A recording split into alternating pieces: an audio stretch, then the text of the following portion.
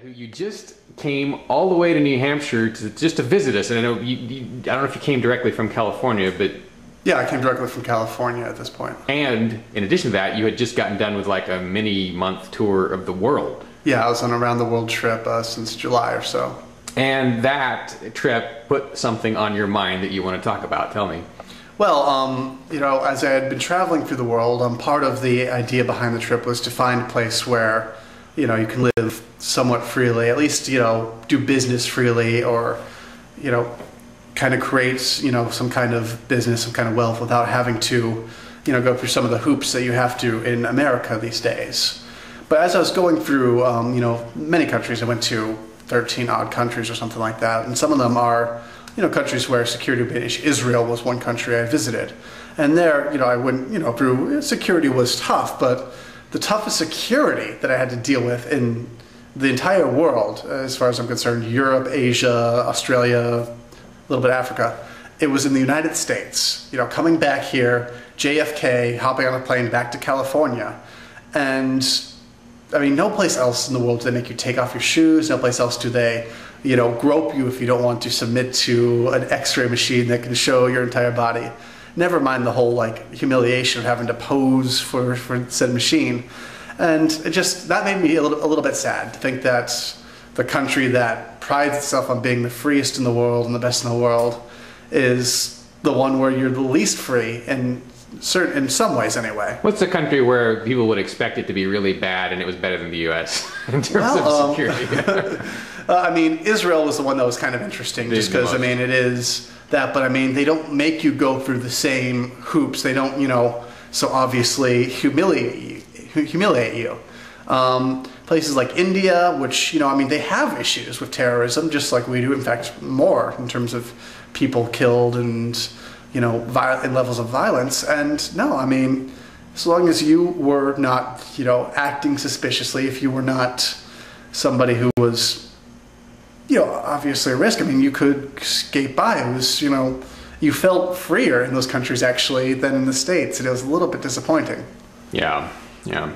So they were just more polite to you, nicer, everything than well, yeah, TSA, I mean, there was or... that, I mean, it just institutionally, I mean, there's not the same level of control. And I mean, authority, because it's not just, you know, you can have a conversation, I mean, or not security, but I mean, like, in the United States, it seems like the way the TSA operates, it's so rigidly, you know, enforced by procedure that, I mean, you must take off your shoes, you must do this, you must take off your belts, you must, and these are not requirements around the world, they're not requirements anywhere else, frankly. You know, you can go through your bag without taking out every single separate liquid, and, you know, and certainly no, there's no equivalent around the world, anywhere, of a TSA pat-down as a matter of procedure. It simply doesn't exist. So, I mean, the land of the free is also the land of the grossly paranoid security apparatus. Are you saying it's the nastiest that you've experienced, or? I would say so. Wow. Wow. So what, you know, what can be done about this that will not completely freak the authorities out? What can be done that benefits them and us?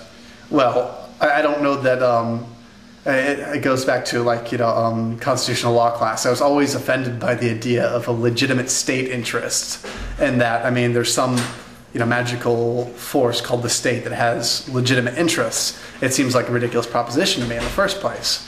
But yeah, I mean, you can, I believe, work on, you know, protecting people if you must operate in that mindset in ways that are just less offensive. I mean, the idea that I always had is that if airlines, for example, were in charge of their own security, then, you know, airlines could have differing levels of security. You know, they could say you can't fly unless you submit to a pat-down or a screening and whatever, and then it's voluntary. People that like to have, you know, that kind of security, or maybe just like the affectionate touch of an agent, could opt for that airline, and that airline would do well or poorly based upon their decisions.